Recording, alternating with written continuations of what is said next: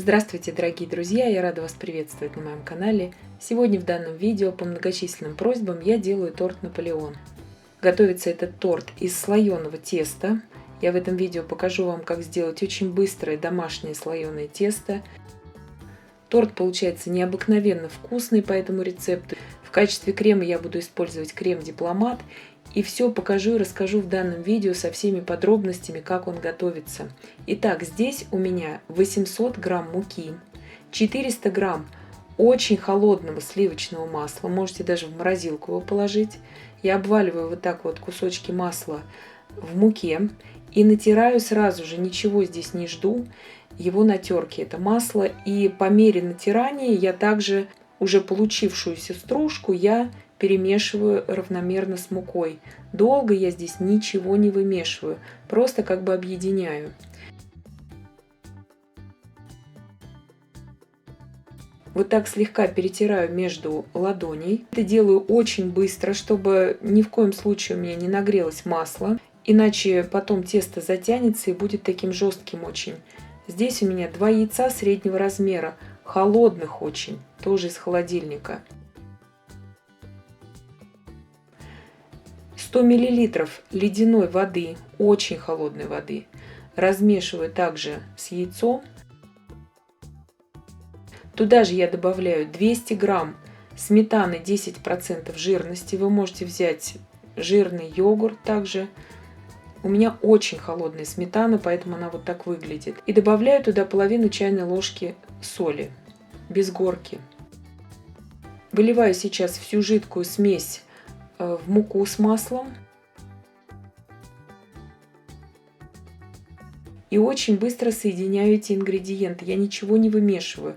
Вы видите, у меня очень неоднородное такое тесто.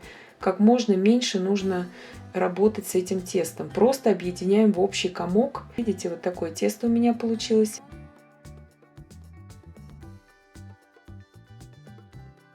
И сейчас сразу же я формирую, даже ничего я здесь особо не скатываю, эти небольшие шарики, из которых я потом буду раскатывать тесто.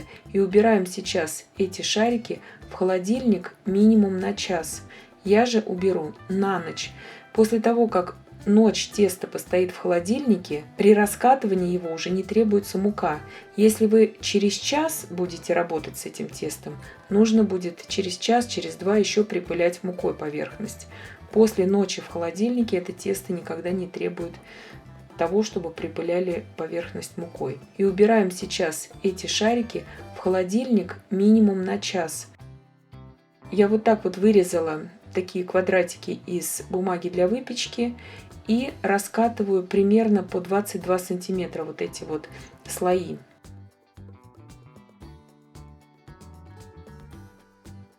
Накалываю обильно это все вилкой.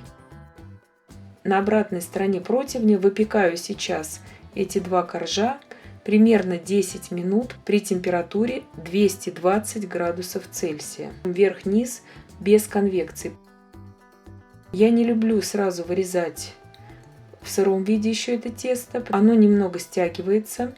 Я люблю вот так вот всегда сначала выпечь, а потом уже в горячем виде я сразу вырезаю. По 18 сантиметров в диаметре у меня получаются коржи сегодня. Видите, какое слоистое тесто у нас получается сразу же. То есть получается превосходное тесто. Оно подходит как для сладкой, так и для несладкой выпечки.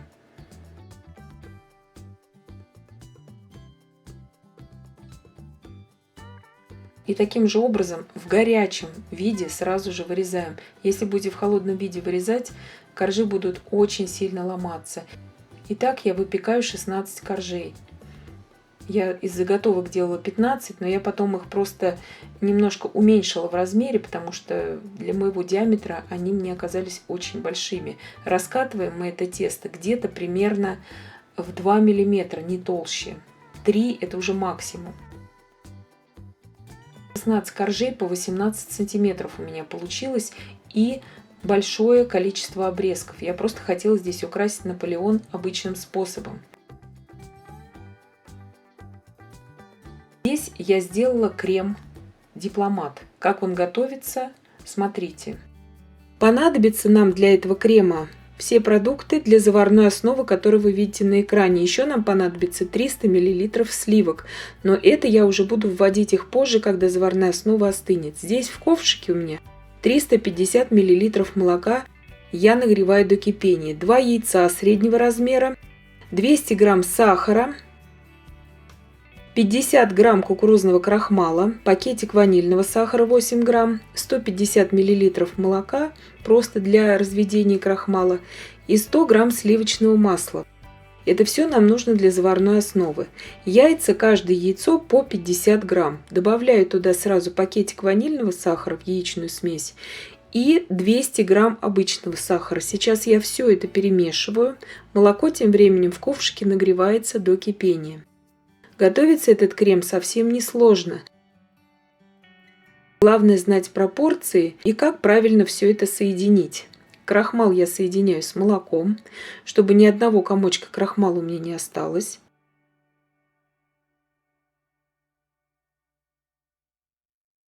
Я все это сейчас очень хорошо перемешиваю и ввожу в яичную смесь.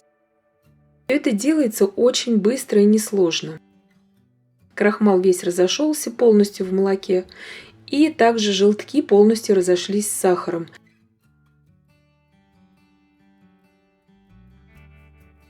Теперь все это перемешиваю. Молоко у меня уже практически закипает, и я его снимаю с огня. Молоко кипятить здесь на данном этапе нам не нужно. Я убавляю плиту ниже среднего уровня, делаю его и буду сейчас уваривать крем. Сейчас я помешиваю постоянно в центре ковшика венчиком и вливаю туда всю яично-крахмальную смесь. Ничего здесь не пригорит, ничего не заварится, проверено уже на многолетнем опыте. Теперь, когда размешалась вся смесь, я опять этот ковшик ставлю на огонь и буду его уваривать до состояния таких очень крупных пузырей. Я сейчас все это покажу. Когда пойдут вот такие активные пузыри, значит смесь достигла уже температуры примерно 84-85 градусов Цельсия. И вот где-то минуту мы ее провариваем в таком виде при непрерывном активном помешивании. Ничего здесь не пригорит у вас. Смесь брызгается, вот как у меня сейчас, видите, и это нормально. Тут еще и венчиком я работаю, и поэтому идут вот такие крупные пузыри. Все, я снимаю с огня, смесь полностью готова, ничего нигде не расслоилось, не пригорело. И теперь уже в горячую эту смесь непосредственно сразу я добавляю все сливочное масло, 100 грамм. И очень тщательно все это просто перемешиваю венчиком. Я здесь ничего не взбиваю. Вот такая гладкая, красивая смесь у меня получается. Теперь сразу же я ее перекладываю в емкость, где она у меня будет остывать. Видите, ничего не пригорело к дну ковшика, такая она и должна быть, эта смесь. И обязательно накрываю пищевой пленкой в контакт, чтобы не образовалось пленки. И сейчас я убираю, остужаю. И остудила я ее в холодильнике. Смесь должна быть в этот раз холодной. Здесь у меня 300 мл сливок, 33% жирности для взбивания, очень хорошо охлажденных. Взбиваю до устойчивых пиков. Взбивать очень удобно вот в таких емкостях для взбивания. Сливки взбили с пакетиком ванильного сахара, 8 грамм пакетик. Вот здесь очень важный момент. Заварная основа у меня остывала сначала при комнатной температуре, а потом, когда немножко она остыла, я сразу ее брала в холодильник. Заварная основа у меня очень холодная. Вот она должна быть в данном креме холодной, чтобы она у вас не расслаивалась со сливками. Ни в коем случае в теплом виде мы ее не добавляем. И видите, я ее не пробиваю ни блендером, ни венчиком. Я аккуратно перемешиваю ее лопаткой. Именно когда проварен у вас крахмал в заварной основе, очень быстро можно разрушить структуру проваренного крахмала в заварной основе, когда вы ее будете взбивать миксером. Вот на данном этапе. Кто-то пишет, что у них жидкий крем, потому что уже структура крахмала полностью здесь у вас разбита. И я в 3 приема ввожу туда сливки и аккуратно перемешиваю лопаткой. И вот такой крем у меня получается в конечном итоге. Теперь я приступаю к сборке торта. Коржи должны быть абсолютно сухими и хрустящими. Если они у вас такие подвижные и не хрустят, значит вы их просто не допекли. 220 градусов Цельсия печем вверх-вниз без конвекции, примерно 10 минут. По 2 ложки крема Дипломат я выкладываю на каждый корж. Если вы хотите, чтобы торт был более таким влажным, пропитанным, я вам советую использовать просто крем заварной патиссьер. Есть подробный рецепт на моем канале, и тогда торт будет такой очень пропитанный, такой очень-очень мягкий. Я же люблю больше вариант торта Наполеон, такой, чтобы он немножко похрустывал.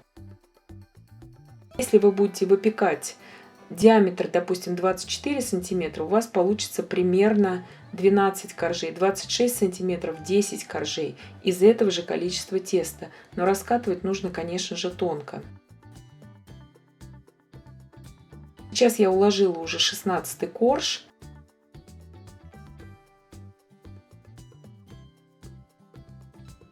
В кондитерском кольце я сейчас поставлю торт в холодильник, и он у меня постоит 3 часа.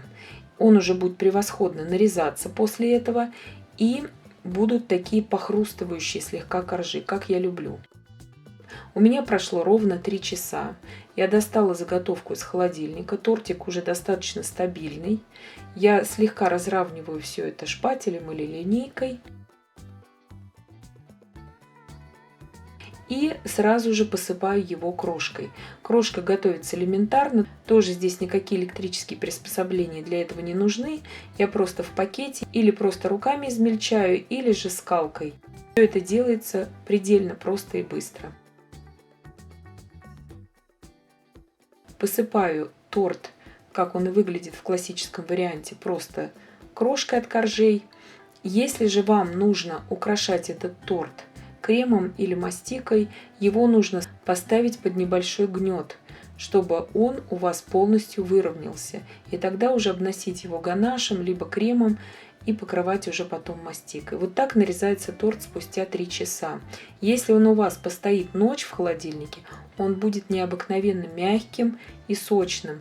Но у меня все любят больше вот такой вариант торта, чтобы слегка-слегка похрустывали коржи. Вот так он выглядит в разрезе, этот торт. То есть вблизи очень видно, что все коржи слоистые, многослойные. Крем очень хорошо дополняет эти коржи. И если вы не любите такие высокие торты, можно делать, конечно же, низкие. Здесь как вам нравится, все на ваше усмотрение. И я надеюсь, что видео было полезным и познавательным. Подписывайтесь на мой канал, ставьте лайки, пишите комментарии. Я всем желаю больших успехов и до встречи в новых видео.